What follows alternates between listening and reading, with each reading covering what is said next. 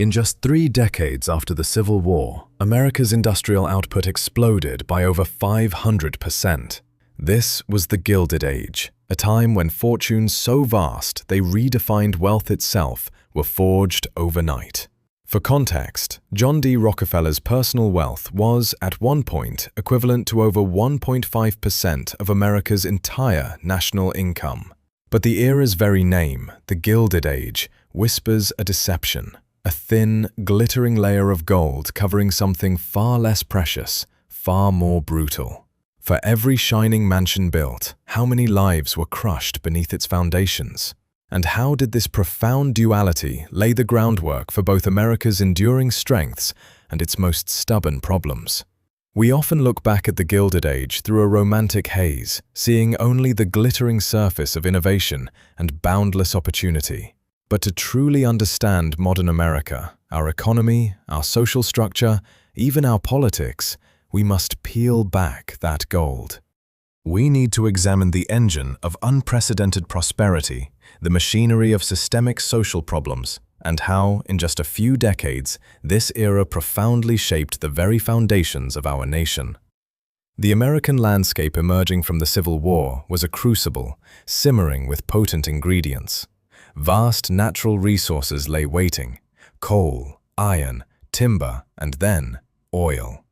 A swelling population, fueled by waves of immigration and internal migration, provided both eager workers and a burgeoning consumer market. Crucially, a relatively hands-off government, an almost absolute belief in laissez-faire economics, meant fewer regulations, wider margins, and an open field for ambition. What happened next wasn't just growth, it was an explosion. New technologies, barely imagined a generation before, suddenly made the impossible commonplace. The Bessemer process for steel, refining crude oil into kerosene, and a continental network of railroads that could transport goods and people faster than ever before. This wasn't just industrial expansion, it was the birth of modern big business, a scale of enterprise previously unthinkable. In this fertile, volatile soil, certain men became titans. John D. Rockefeller, for instance, didn't just sell oil. He envisioned and built an entirely new kind of corporate power. His Standard Oil wasn't merely a company, it was a system.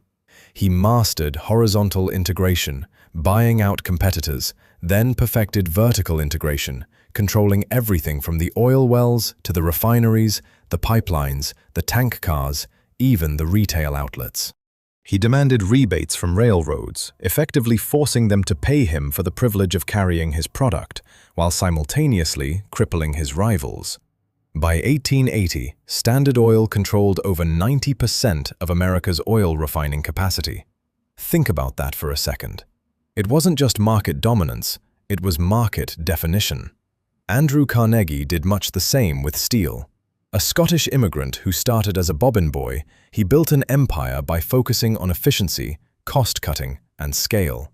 He invested in the newest technologies, hired the best managers, and drove down the price of steel, making it accessible for everything from railroads to skyscrapers. He bought mines, railroads, and coke plants to ensure a constant, cheap supply of raw materials.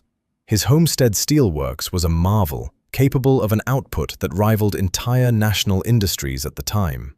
These men weren't just inventors or entrepreneurs, they were strategists, architects of a new economic reality. And in doing so, they accumulated personal fortunes so vast they redefined wealth itself, making today's billionaires look, in relative terms, almost modest. But that glittering surface had a price. While the Rockefellers and Carnegies built their mansions on Fifth Avenue and amassed their art collections, the other half of America struggled. You might have seen photographs by Jacob Riis, images of crowded, dark tenement rooms. Those were not exaggerations. Rapid urbanization meant cities swelled beyond their infrastructure, leading to severe sanitation issues, rampant disease, and a crushing lack of decent housing. Imagine a family of 6 living in a single room, the air thick with the smell of unwashed bodies and coal smoke, the only light from a flickering gas lamp. And then there were the factories, the mills, the mines. 14-hour workdays were common, 6 days a week. Safety regulations were virtually non-existent. Fingers were lost, limbs crushed, lives extinguished in the relentless pursuit of production. Child labor wasn't an anomaly, it was an accepted component of the industrial machine. Children as young as 6 worked in textile mills, coal breakers, and canning factories, their small hands deemed perfect for intricate tasks, their small wages essential for family survival. It was a brutal reality that eventually sparked resistance. The nascent labor movements, the Knights of Labor, the American Federation of Labor, rose from this desperation, fighting for dignity, for an 8-hour day, for safer conditions. But their struggles were often met with overwhelming corporate power, government inaction, and even violent suppression, as seen in tragic events like the Homestead strike. This wasn't just about harsh working conditions, it was about power, raw and concentrated. Corporate influence reached deep into the political system. Money flowed freely and often illicitly into legislative coffers and political campaigns. State houses, city councils, and even the US Congress became arenas where industrial interests held sway. Why bother competing fairly when you could influence the laws themselves?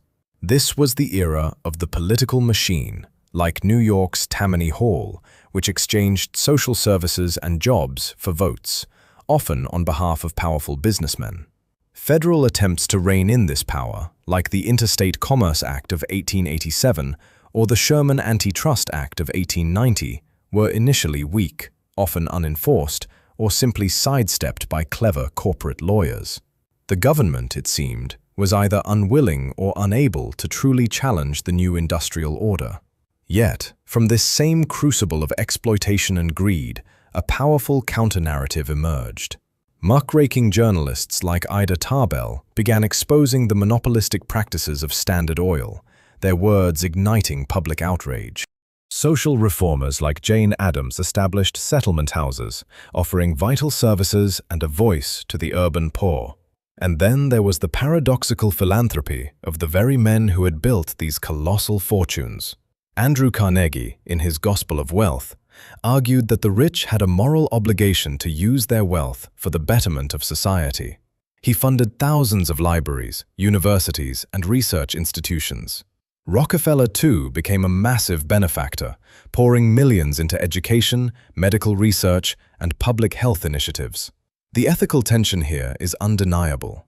Fortunes built on ruthless competition and human exploitation, then deployed to build hospitals and universities. Was it genuine altruism? A salve for a troubled conscience? Or perhaps a shrewd recognition that a stable, educated society was ultimately good for business? The Gilded Age did not simply end, it evolved. It didn't disappear. It forged the core structures of American capitalism, corporate power, and its enduring debates over wealth, labor, and government regulation. The very laws that govern corporate behavior today, the regulatory bodies we often take for granted, the philanthropic infrastructure that supports countless institutions, they all bear the indelible fingerprints of this paradoxical era. The problems it illuminated, wealth inequality, corporate influence on politics, the struggle for worker rights, didn't vanish. Instead, they fueled the progressive movement, fundamentally changing the relationship between citizens, corporations, and the state, pushing America towards a more regulated, more equitable, if still imperfect, future. Understanding the Gilded Age isn't merely an exercise in historical recounting. It's a vital lens through which to examine the very fabric of American prosperity and its persistent challenges. It reminds us that the quest for progress is rarely simple, and that the foundations of our strengths are often laid in the shadows of difficult truths. Join us next time as we continue to unravel the complex threads that weave the nation's story.